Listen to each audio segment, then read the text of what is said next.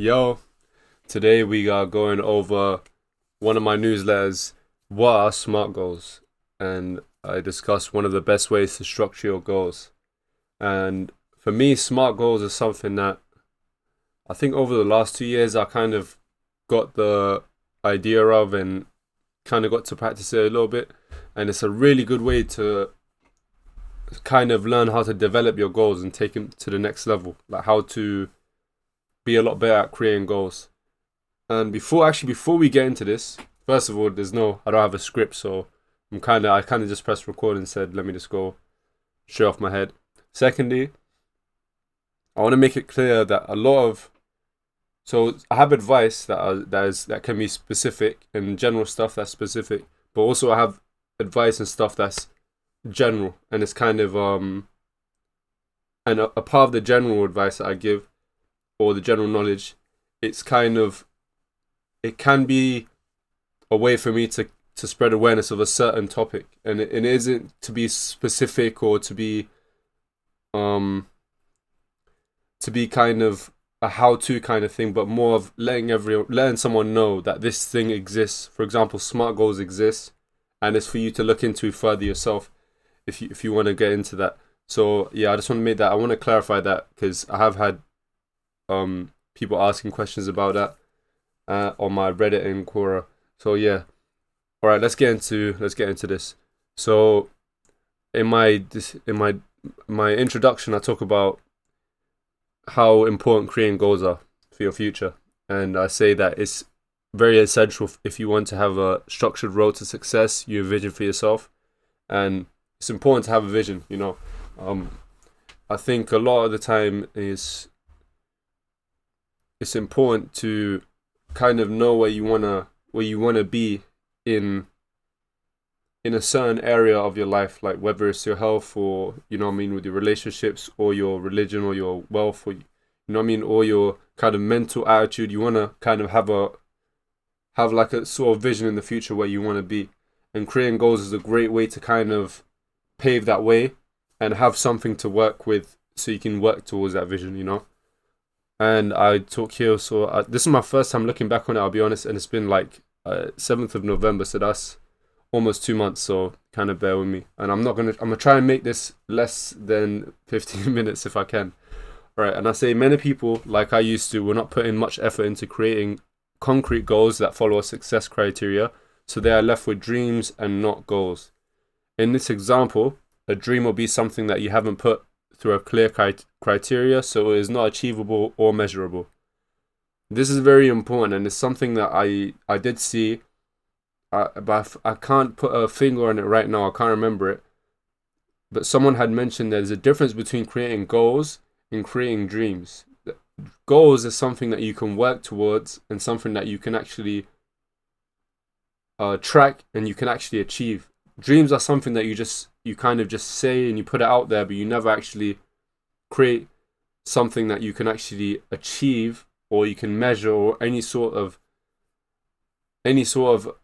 measurable way to know that you're en route to that goal or anything like that. And that's where SMART goals, what I talk about SMART goals, is a great way to put that red line in between dreams and goals. Dreams are a great way to have a great vision for yourself, but when I mention dream in this aspect, I'm not talking about the dream that you would achieve a certain thing. I'm talking about confusing your goals with dreams. That's what I'm kind of talking about. So you would create a goal thinking that it's a goal, but it's actually just a dream because you haven't put it through a correct criteria. For example, SMART goals, which over here I go through. And SMART goals, it's an acronym for these five things, which is specific, which means to focus on exactly what it is you want to achieve. Measurable, meaning something that you can measure, something that you can track. And achievable, something that's within your reach. Relevant, something that's in line with your interests and passions.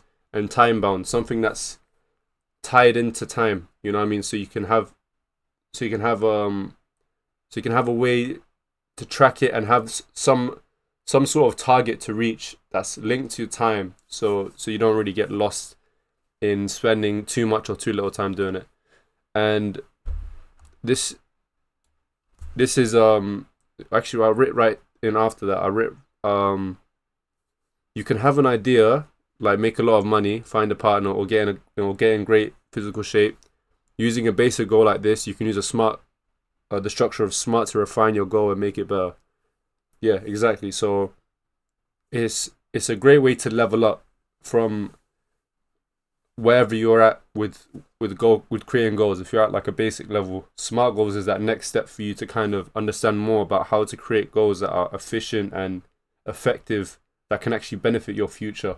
You know what I mean? Rather than kind of leave you feeling unmotivated or overwhelmed because you set the wrong goals for yourself, because it depends on your own circumstances and your own, you know what I mean, your own conditions, your own attitude, your own motivation, your own mindset. You know what I mean? A lot of stuff comes into it.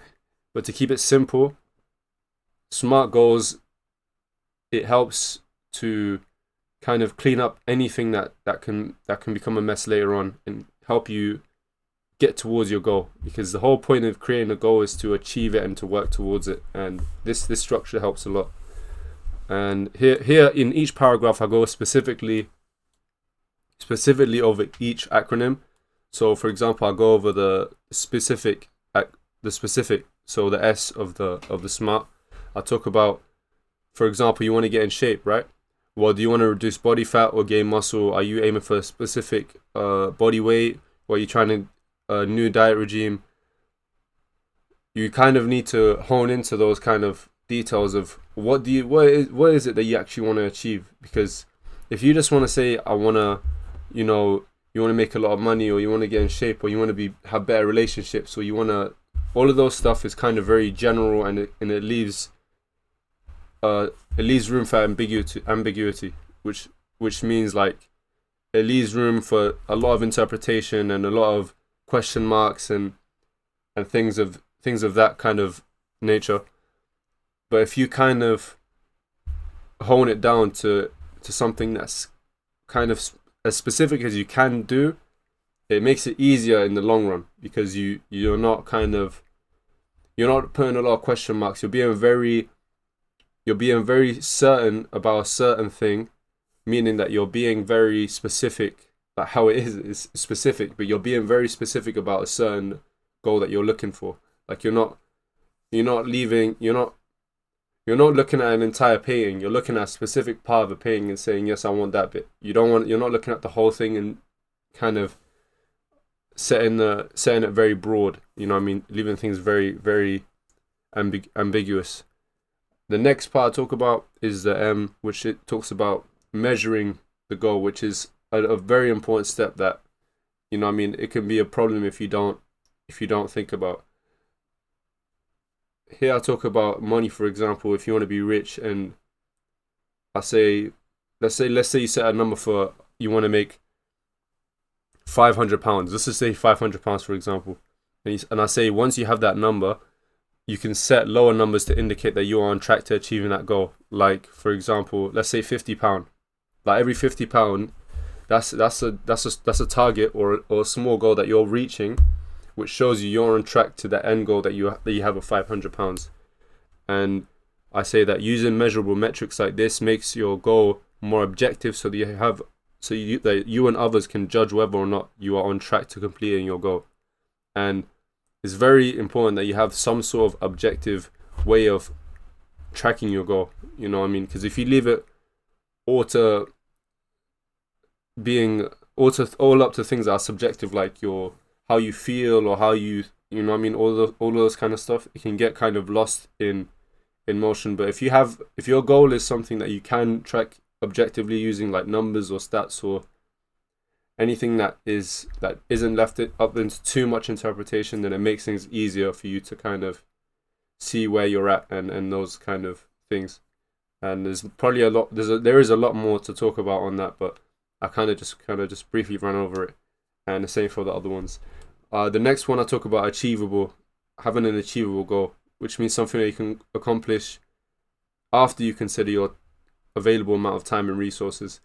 It is good to be ambitious and to kind of set the bar high, but that's more for your dreams. You know, if you have a big dream, like I have my own dreams that I'm trying to work towards, but when you're setting like goals that you're short-term or long-term goals, it's important to consider, firstly, how much time do you have? Secondly, what are your resources? Like, what resources do you have available? Then after you consider that, then you can change your goal to kind of fit that, uh, amount of availability that you have with your time and resources, so that you can put yourself in a better position to achieve your goals. You know, it's better than setting the bar too high and then kind of undershooting, you know, because you're lacking in time and resources, and you kind of setting yourself up to fail when you could have kind of lowered it down a bit and then work towards that. And then once you have more resources or time, you can lift up with it, you know what I mean? So you can just put yourself in a better position to keep winning. And I wrote at the end of that paragraph, you either find a way to free up your time during the week or set an achievable goal that doesn't require as much time. And the same with resources, you know. And in the last bit, I put relevant and time based together, the last two acronyms of the SMART acronym. I wrote that relevant and time based goals means that your goal must be relevant to your overarching ambition / dream, and you must set a clear start and end date to this achievement. And yeah, you know what I mean, you have to have it relevant to what it is you're trying to achieve at the end. Like, what is your like, does it tie into your purpose or your dream or your passion or anything that you're interested in? If it doesn't, then maybe consider, you know what I mean, shifting it towards that, because it's more in line with what you want, and you'll be more willing to work towards it and spend a lot of time and a lot of your resources into it. And the last bit I read about the time based, so setting clear start and end dates for this, because if you set time limits and you have a clear start time and a clear end time that you're working towards, it's easier to kind of get yourself to that desk or to wherever you're working towards. It gets you into that zone of working towards that goal, because you know that you have deadlines, you know what I mean? And when you have deadlines, you're showing yourself that you care, and that you're restricted by time. So delaying things just makes things worse and worse.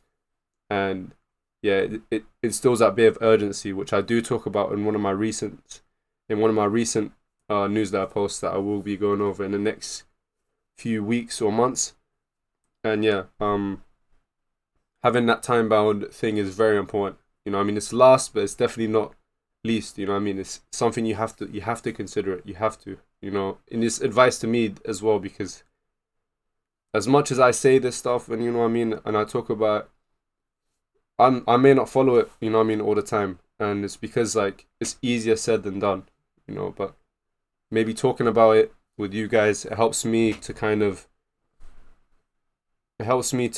understand it again and learn it again, and then practice it, hopefully, you know what I mean, just God willing, man. And I talk about, yeah, the last bit I said, also setting a start date and completion date keeps everyone aware of the time available to complete the task, so you can set time aside during the week depending on the length of time you have given yourself to accomplish this goal. And overall, yeah, just very important. And in the conclusion, I kind of just say thank you for reading, and you may have subconsciously used some of these when you create your own goals, but it's way more effective when you intentionally implement a strategy for creating your goals. And yeah, it makes it easier and harder. I hope you can create SMART goals and accomplish every last one of them. Yeah, definitely. I still agree with that. Even though it's 2 months later, I still agree. I hope you guys can create SMART goals and accomplish every one of them. And this isn't to make it more complicated for you. It's to make it may be harder to learn at the start, but it makes things easier down the line. And as I mentioned there, doing things like you might even see some of the stuff and be like, oh, I've already done this, like, but I haven't really thought about like this. But when you have intention behind the stuff that you're doing, it's more clear for you, and you can potentially perform better because you know what you're doing, and you know. And this SMART goal structure doesn't necessarily mean you need to follow it. Like, you can mold it into your own thing, because at the end of the day, it's what works for you. So you can take some of those acronyms and twist it and turn it into your own thing that works for you, or add more or take away from that, and keep practicing and try refine it. I said 15 minutes. I think I'm gonna leave it there. There's a few ideas I do have for my future videos that I can do. We'll get into that in the future. Listen, thank you guys so much for watching this video, and I'll see you guys in the next one.